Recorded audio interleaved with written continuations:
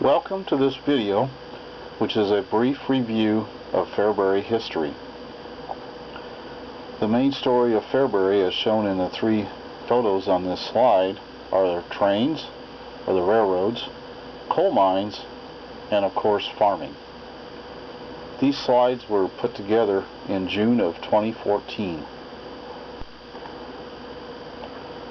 If we go way back in time, the reason we have such good farm ground and it's so flat in this area is all due to the glaciers from the Ice Age.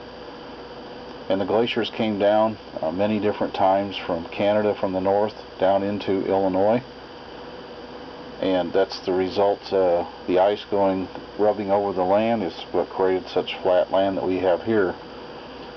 There are a few small hills which are hard to see when you're driving around the countryside, but these are called moraines, and these are places where the glaciers stopped and retracted and left mounds of dirt, which give us slight ridges here.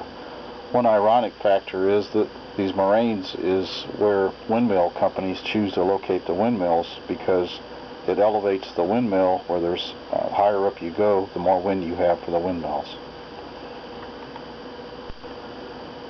Way back in 1623, Illinois, of course, was the land of Indians.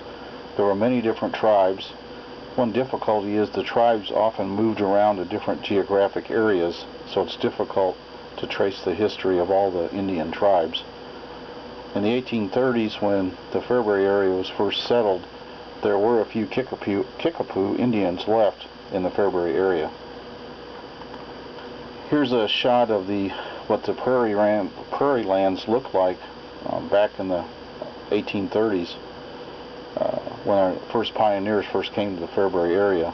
This photo was actually taken over at Weston, between Weston and Fairbury, where there's a small little cemetery that's been converted back to the original tall grass prairies.